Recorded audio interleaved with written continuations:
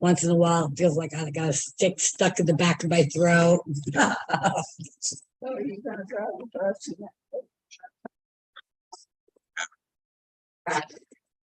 All right.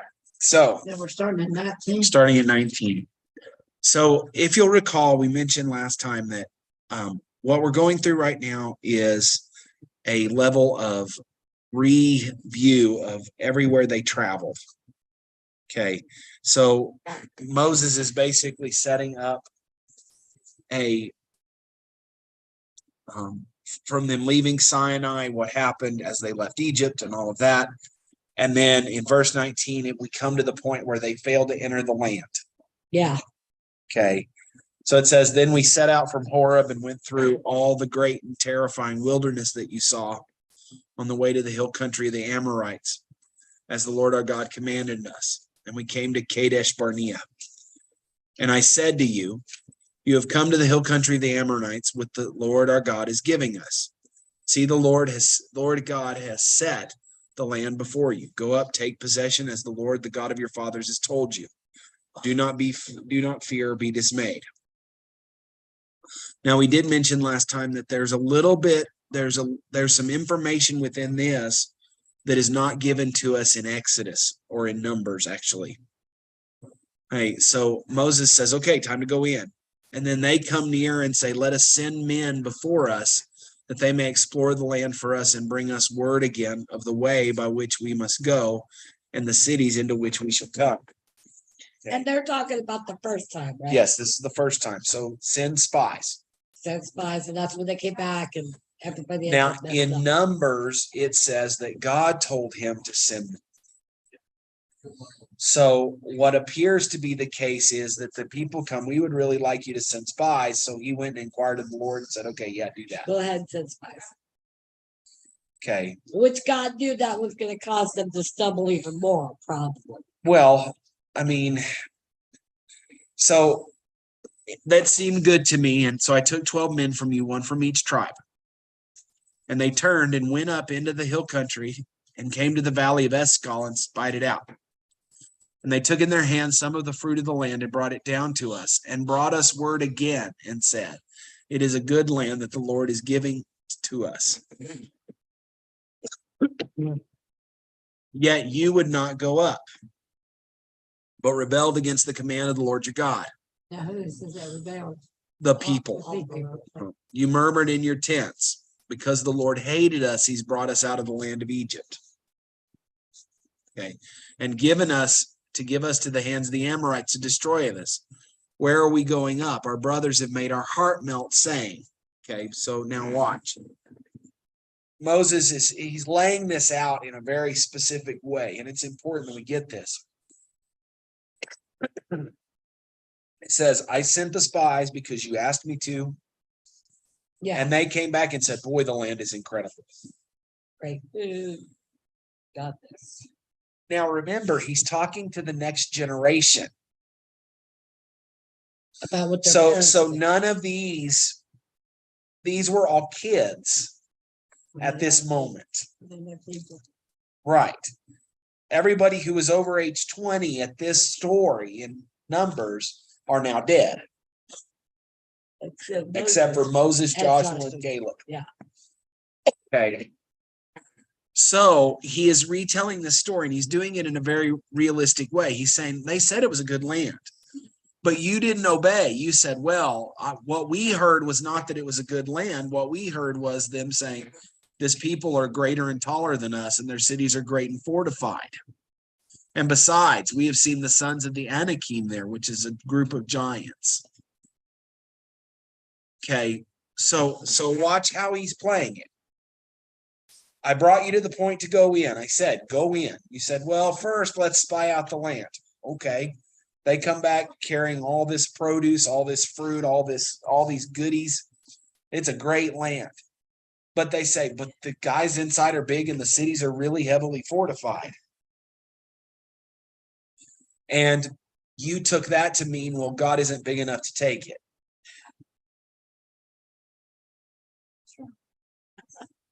And in fact, God is punishing us, or God hated us, so he brought us here to die. Yeah. Totally not the case. So watch the discussion. Okay. We are still dealing with, and Moses is bringing up, you had the wrong idea of who God was. Okay. Verse 29 says that. Then I said to you, do not be in dread or afraid of them. The Lord your God who goes before you will himself fight for you, just as he did for you in Egypt before your eyes. And in the wilderness where you've seen how your God carried you like a man carries his son, all the way that you went until you came to this place. So notice how Moses says this. Remember what he did in Egypt? Remember how he carried you through the wilderness and you always had water and you always had food and you always had A safe place to be.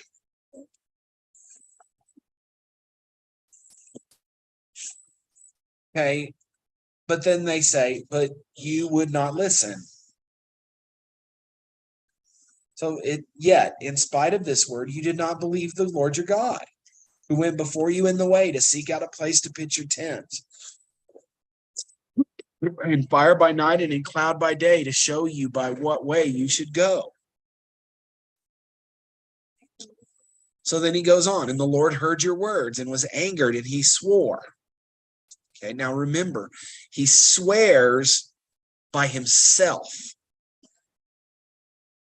So he takes his own name in vain. No, not in vain. Well, what's the difference? To take his name in vain is to not treat it with the reverence it deserves. Okay. Okay. When he swears by his own name, it's the only thing he like can a swear vow. by. It's like a vow. Right. Okay. It's not a swear word. Because that's what I was He thinking. swore, he Like- vowed by himself. Okay. That's where I was confused. I'm like, how's he? Because I was thinking God swears. What else would he vow to? It'd be like, But there's also the question, what else would he vow to? that's true. That's true. That'd be like saying, I will do such and such, you know. Yeah. Gotcha. Okay. Not one of these men of this evil generation shall see the good land that I swore to give to their fathers. Okay. So Gotcha. now watch very quickly. Not one of them. Yeah. So we're talking about a group of somewhere north of 1 million people, That's a lot of people.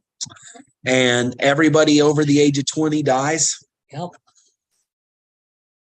Wander through the desert till they die. Except Caleb, the son of Jephunneh. Okay, he shall see it, and to him and to his children I will give the land on which he is trodden, because he wholly followed the Lord. Even with me, the Lord was angry on your account and said, you shall also not go in there. Joshua, son of Nun, who stands before you, he shall enter. Okay, so Caleb, Joshua are the two that That could go in. Not even Moses or not even Moses or Aaron. Okay. He shall enter. Encourage him, for he shall cause Israel to inherit it. So now watch how this works. It's a very incredible way of looking at this. Moses is giving this information near the end, and he says, look, God was even angry with me and Aaron. Yeah. And he says, Caleb will go in. You also won't go in. Now we know there's another incident here that leads to Moses being not going. Yeah. But notice the way this is phrased. Joshua, who stands before you, your assistant Joshua, he will enter. So make sure you encourage him and train him to be ready to take your place. Now, So that was God kind of like telling Moses, this is who you appoint next. So, by the way, let's also bring up that sometimes that is an area within the church that we often fail at. Okay. We don't train anybody to take our place. We're afraid to let someone take our place. Now, there does come a point where we're like, well, I want to step out of it, so I'm going to give my place up. But how many times is there an issue in a church and we've kind of dealing with it now with Julie. They decided to leave. Now we've got to train somebody else to do the job. Well, the same thing is true, and not that this is the only way to do it. I always thought this was an interesting discussion, but a church that the pastor's been there a long time and he's getting ready to retire or whatever, and bring somebody on staff with the understanding that the person's being brought on staff to replace him. Spend a couple of years getting them ready. The truth of the matter is, often a lot of damage is done to the church because nobody's there to step up, because we don't train them to do so. God told Moses, you get ready, you train Joshua so he's ready. He's your replacement. I want you to hear me. He's your replacement. Get him ready for the job he's walking into. So that is a major element in this discussion, is that even as Moses is saying this, he is bringing up the fact that some of this is for the place of the people, though. Hey, by the way, God told me that you're to follow Joshua after me. Okay, so then it goes on, verse 39. And as for your little ones, who you said would become a prey, and your children who today have no knowledge of good and evil, they shall go in there, and to them I will give it, and they shall possess it. But as for you, turn and journey into the wilderness in the direction of the Red Sea. So now watch, God is using their own words against them. Okay, you don't believe you can go in. And apparently one of the major things that they said was, well, our children, they'll kill us and they'll make our children slaves. And Yeah. They'll prey on. well, okay, so you don't want to go in and take it now. Okay. Your kids that you thought would become slaves, they'll go in and take it, but you get to have a nice walk. In the desert.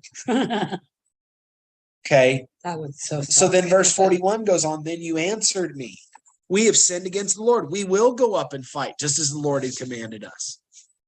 And every one of you fastened on his weapon of war and thought it easy to go up into the hill country. So now watch.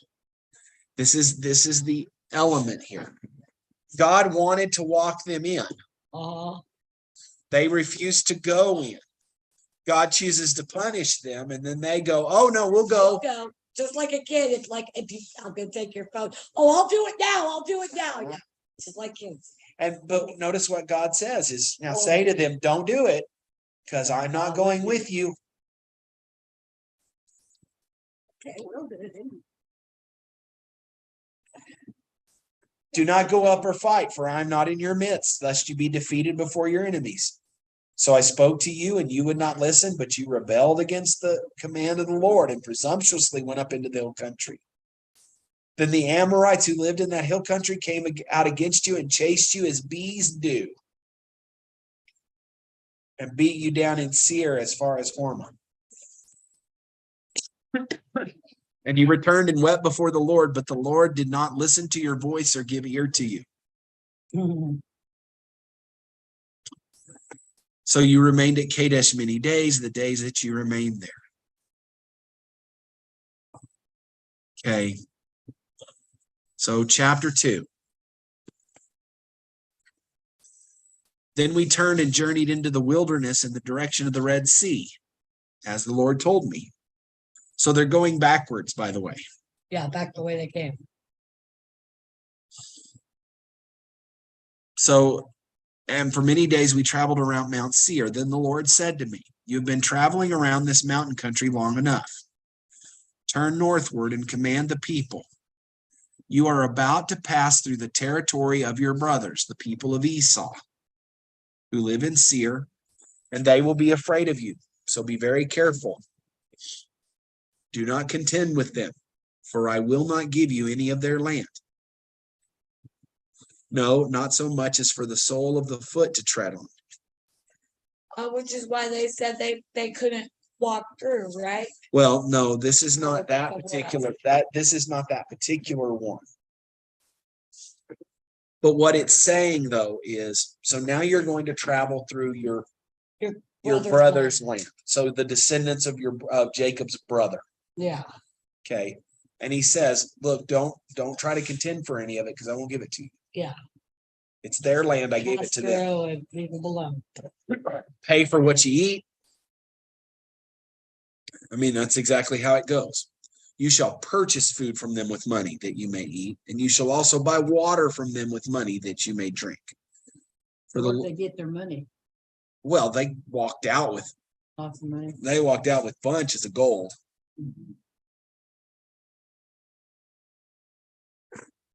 So for the Lord God has blessed you with all the works of your hands.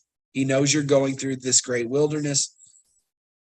These 40 years the Lord has been with you. You've lacked nothing.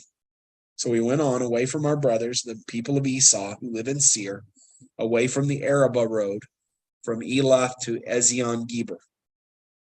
Okay.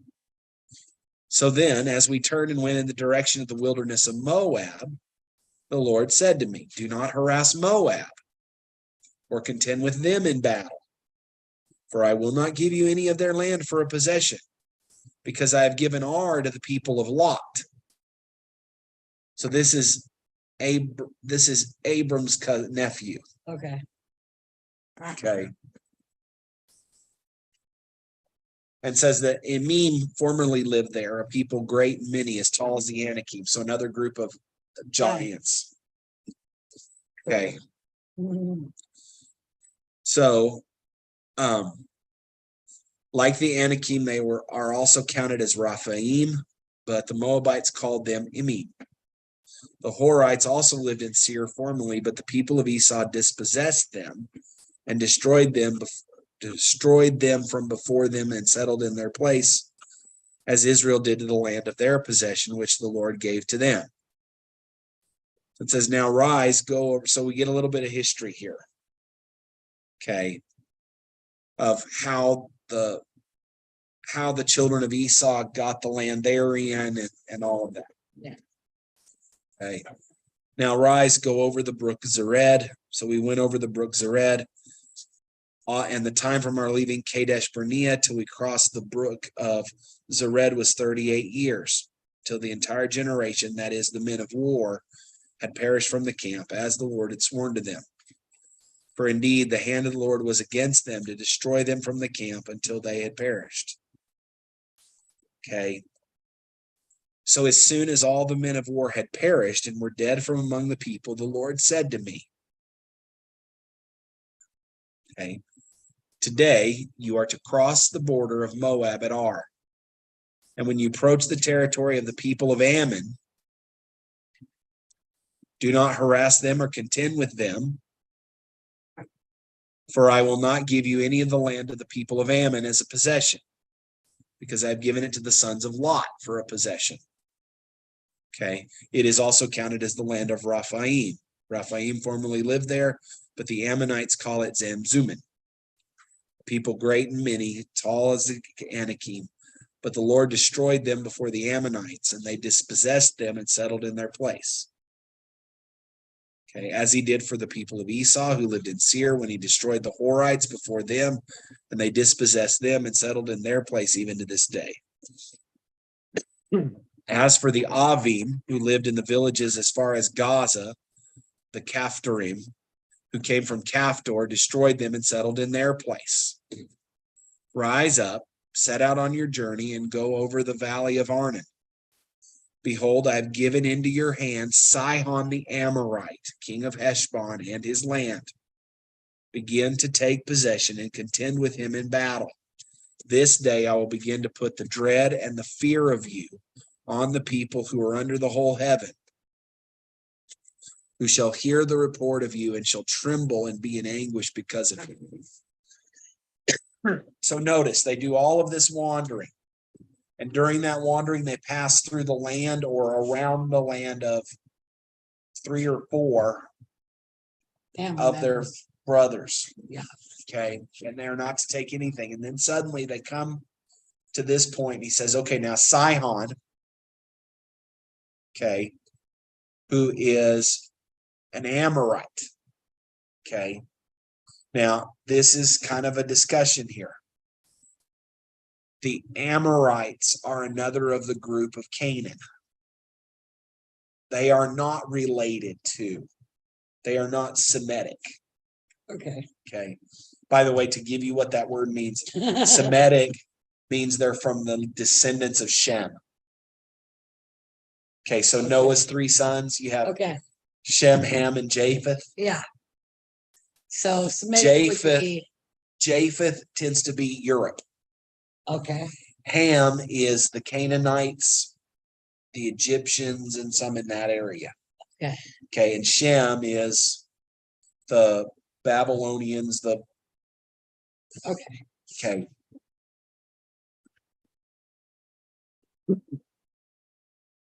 So I sent messengers, okay, from the wilderness of Kedemoth to Sihon, the king of Heshbon, with words of peace, saying, let us pass through your land. I will go only by the road. I will turn aside neither to the right nor to the left. You shall sell me food for money that I may eat, and give me water for money that I may drink. Only let me pass through on foot. As the sons of Esau who live in Seir and the Moabites who live in Ar did for me. Yeah. Okay.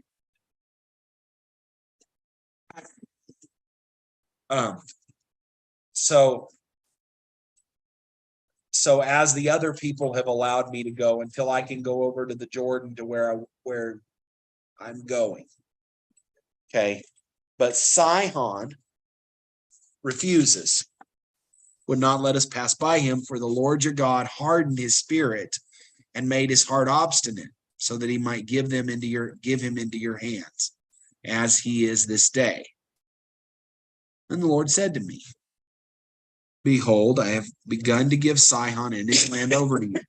Begin to take possession, that you may occupy his land. Okay. So notice, they ask for the same privilege that they've gotten from everybody else. But he refuses. But he refuses. So Okay. God says, well, but God planned for him to refuse, oh, because he had already told him, hey, I'm about to give you his land. oh, okay, yeah. Okay. Like he planned for the king of Egypt to harden his heart. Okay. So Sihon comes out against us, he and all his people, to battle at Jahaz. The Lord gave him over to us, and we defeated him and his sons and all his people. We captured all his cities, and at that time, and devoted to destruction every city, man, woman, and children. We left no survivors. Only the livestock we took as spoils for ourselves, with the plunder of the cities that we captured. Okay, so they go in and take out everybody. Children. Well, why? That way they can't get older and rise back. It is wiping out the idolatry of those people. Oh, so they can't like corrupt the Israelites with their worship of So we need to make sure we understand, because our culture today looks at this stuff and says, well, that's genocide. That's genocide. Okay. So But we have to understand there are a couple of things that are very important that we understand. And we will be a little short because I'm losing my voice. But understand that there are two things that are kind of a big deal in all of this. One, God had told Abraham that the children of Israel would be in Egypt for 400 years. yeah. He tells them in Genesis at that point, he says, so that the sins of the Amorites and the Canaanites would become complete. Yeah, because they had to go so far before he would give it So over. So watch. God in his mercy gave them 400 years to turn to him. And they did not. They did not. They continued to worship their pagan gods. They continued to worship their idols. They continued to do. And so God says they are corrupt. They are so corrupt that they have exhausted all chances of mercy. Now you go in and wipe them out so that they do not cause you to stumble. Yeah, and become corrupt.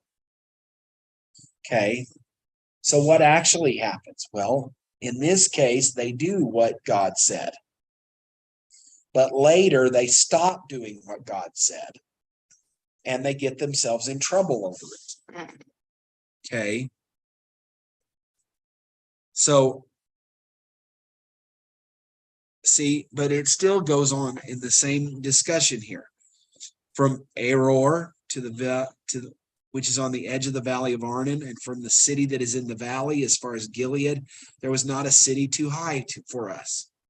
The Lord our God gave all into our hands. Only the lands of the sons of Ammon you did not draw near. That is, to all the banks of the river Jabbok and all the cities of the hill country, whatever the Lord our God has forbidden us.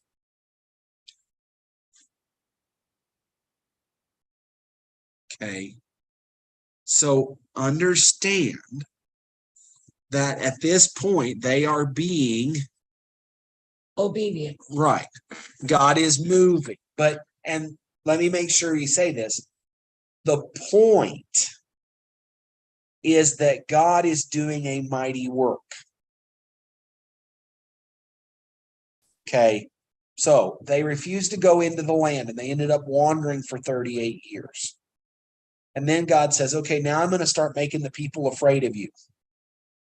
So he goes into Sihon and takes over that entire country and says there wasn't a city too high. It didn't matter how high the walls were. It didn't matter how big the army was. Sacked them all. Right. Okay. So then we move from there with the beginning of chapter 3.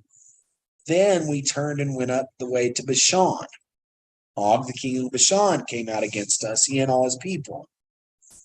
But the Lord said to me, don't fear him, for I've given him and all his people and all his land into your hand. So we have now a second group that God has said, yeah, you can have this land. Yeah. On the eastern side of the Jordan. Yeah. Okay.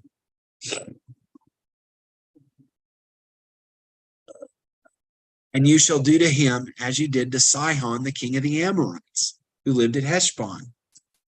So the Lord gave into our hands Og also, the king of Bashan, and all his people, and we struck him down and left, and he had no survivor left. And we took all of his cities at that time. There was not a city that we did not take from him. 60 cities. The whole region of Argob, the kingdom of Og in Bashan. All these were cities fortified with high walls, gates, and bars, beside very many unwalled villages. We devoted them to destruction, as we did to Sihon, the king of Heshbon, devoting to destruction every city, men, women, and children. But the livestock and the spoils of the city we took as our plunder. So we took the land at that time out of the hand of the two kings of the Ammonites who were beyond the Jordan, in the valley of Arnon to Mount Heshbon. The Sidonians call Hermon, Syrian, while the Amorites call it Sinir. All the cities of the tableland and in Rabbah of the Amorites. 9 cubits was its length and 4 cubits its breadth, according to the common cubic. Oh, sorry, no, that's a guy. All this to and all Gilead and Bashan, as far as Celica and Edria, cities of the kingdom of Og in Bashan. For only Og, the king of Bashan, was left of the remnants of the Rephaim. Behold, his bed was a bed of iron. Is it not in Rabbah of the Amorites? His bed was 14 feet long. 9 cubits, which is about 18 inches. Yeah. Because he was that big. The big old giant. Oh. That's just 5 feet taller than Jonathan. Okay, it's pretty tall. He had been 11 or 12 feet tall. That's super tall.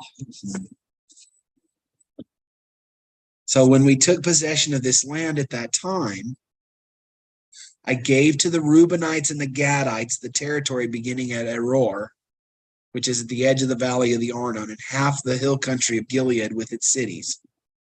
The rest of Gilead and all Bashan, the kingdom of Og, that is all the region of Argob, I gave to the half tribe of Manasseh. So these are the 2.5 tribes that Yeah. get land On on the the west eastern side. side. Jair the Manassite took all the region of Argob, that is Bashan, as far as the border as the Geshurites and the Maccathites, and called the villages after his own name, Havoth Jair, as it is to this day. To Machir I gave Gilead, and to the Reubenites and the Gadites I gave the territory from Gilead as far as the valley of Arnon, which the middle of a valley is a border as far as this river Jabbok, the border of the Ammonites. The Arabah also with the Jordan as the border, from the Chinnereth as far as the sea of the Arabah, the salt sea, under the slopes of Pisgah at the west. So we're talking all the way down the Mine eastern says- side of the Jordan. It's got on the east. Uh-huh. That's crazy. That's a lot of land. And I commanded you at this time, okay, the Lord your God has given you this land to possess. All your men of valor shall cross over armed before your brothers, the people of Israel. Only your wives, your little ones, and your livestock, I know that you have much livestock, shall remain in the cities that I have given you, until the Lord gives rest to your brothers, as to you, and they also occupy the land that the Lord your God gives them beyond the Jordan. Then each of you may return to his possession, which I have given you. Yeah, that was the deal they made, right? Let us possess this so we can leave our wives and children. Well, it wasn't that. It was, this is really good pasture land. Yeah, good for our livestock. They had lots of it. And so can we just have our land now? And Moses says, well, are you trying to get out of going in and taking the land again? Well, no, we'll go in. We just want to leave our livestock grazing and all that. Which makes sense. Like, who wants to drag a bunch of livestock on a campaign to sack cities? Like, maybe a few to eat, but I don't even think they did that. Yeah. Okay, so, but anyway,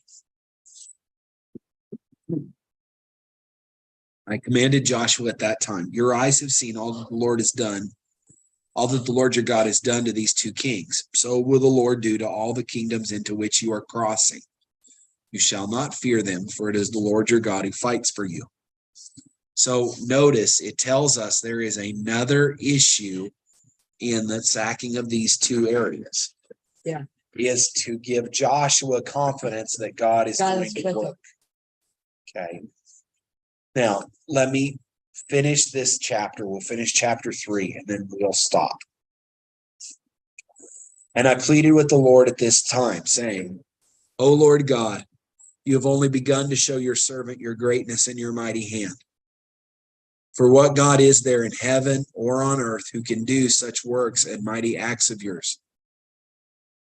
Please let me go over and see the good land beyond the Jordan, that good hill country in Lebanon. But the Lord was angry with me because of you and would not listen to me. And the Lord said to me, enough from you. Do not speak to me of this matter again. Go up on top of Pisgah and lift your eyes westward and northward and southward and eastward, and look at it with your eyes, for you shall not go over this Jordan. Basically, this is the end of the line for you, Moses. But charge Joshua and encourage and strengthen him, for he shall go over at the head of this people. He shall put them in possession of the land that you shall see. So he remained in the valley opposite of Beth Peor. That's gotta be some sad stuff for Moses, though. Like, There's some level of that, but I think also you're sitting there going, well, at least He my has- job's almost done. he has watched God move in such a mighty way for so long. Yeah, Yeah, Moses is getting pretty old by now. Isn't he? Yeah. He's 120 years old. oh at my least. gosh. Woo. Oh, Well, thank God we don't live that long. He spent no 40 more. years in Egypt under the king. Yeah, He spent 40 years in the wilderness before he's called back to Egypt. oh yeah, because he was 4 years over with Moab. Yeah. And I think it may say, so that's 80 years right there. that's 80. He was, Before they even left to go on this journey yeah, of another 80 years. yeah. So that's like 160. No, not quite. Over 120, but I was gonna see if it says. I think it does. That's super old, yo. Like, Just wanna- I'll be super impressed if I just make it Yeah. 80. So Like, I'll go ahead and spoil the end. Then Moses went up from the plains of Moab to Mount Nebo on top of Pisgah, which is opposite Jericho. And the Lord showed him all the land, Gilead as far as Dan, and all Naphtali, the land of Ephraim and Manasseh, all the land of Judah as far as the western sea, the Negeb and the plain, that is the valley of Jericho, the city of palm trees, as far as Zoar. And the Lord said to him, this is the land which I swore to Abraham, Isaac, and Jacob. I will give it to your offspring. I've let you see it with your eyes, but you shall not go over there. So Moses, the servant of the Lord, died there in the land of Moab, according to the word of the Lord. And he buried him in the valley in the land of Moab, opposite of Beth Peor. Now, let me make sure you understand. God buried him. really? Mhm. So, like, he goes up this mountain, he sees the land, he dies, and God buries him. No one knows the place of his burial to this day, is how it phrases. Moses was 120 years old when he died. His eyes were undimmed and his vigor unabated. Which is just testimony So, to the Lord right Which there. means that he died at 120, not because his health was bad, but because it Because was that's time. what his job was over. His job was over. And the people of Israel wept for Moses in the plains of Moab for 30 days. So for 30 days, they mourned Moses. And then they The went up. days of weeping and mourning for Moab, Moses were ended. Then Joshua the son of Nun was full of the spirit of, and Joshua the son of Nun was full of the spirit of wisdom, for Moses had laid his hands on him. Okay, now the neatest part is this. Verse 10, and there has not arisen a prophet since in Israel like Moses, whom the Lord knew face to face. None like him for all the signs and wonders that the Lord sent him to do in the land of Egypt, to Pharaoh and to all his servants and to all the land, and for all the mighty power and for all the great deeds of terror that Moses did in the sight of all Israel. But he was like, no. Now, the funny thing is, and this will this moves us a little bit, but there is a discussion in Deuteronomy where it says, there will come another prophet like me. And that's Jesus. That's right? Jesus. In fact, we've talked about this before in the book of Matthew. Okay, in Matthew chapter 5 through 8, we call it what? It's the Sermon on the Mount. Okay, Jesus goes up on top of a mountain and he begins to teach the people. If you really look very carefully at it, he covers most of the 10 Commandments over again. Yeah. But he raises the stakes on all of them. He Yes. says, you've heard it said, don't murder. I tell you, you hate your brother, you murdered him. Don't even think about it. Don't even think about it. Okay. Or you So- committed that. Yeah. But there's a literary discussion here. In Luke, there is a somewhat similar, but very similar message given. But in it, Jesus is on the plain and the people are up the hill of the mountain. Oh. Okay. So the Jesus Why is does- in a different But place. well, I think it's two different times. Oh. But why does Matthew choose one where he's up on the mountain? Putting him in a place of glory. They're fire up in. Through Moses. Oh. Because what does Moses do? He goes up on the mountain and mountain. he meets with God. And we've Yeah. talked about this before. Who actually gives the children of Israel the 10 Commandments? God. He speaks them to him. God speaks the 10 Commandments to the people To from the on top of people. the mountain. And then they get all scared, like, we don't want to hear from him. You talk to Who is on top of the mountain most. speaking to the people in the Sermon on the Mount? Jesus. Who is who? Son of God. God. The Son of God. God. Same thing. I got a question. This is like super random, but I keep seeing these stupid reels about a bunch of religious leaders supposedly going to Mount Sinai to rewrite the Ten Commandments. Have you heard anything about that? No, I haven't. Add different, like, You can't rewrite the. Ten that's what Commandments. I'm saying, but there's supposed to be some big religious meeting of all the heads of all the churches at Mount Sinai to incorporate in like the care of the earth, like global So warming and what? stuff. Watch what it is. That's idolatry. That is, See, I know there's something wrong. I know it's something wrong, and every time I see it, I'm like, there's no way you can rewrite them.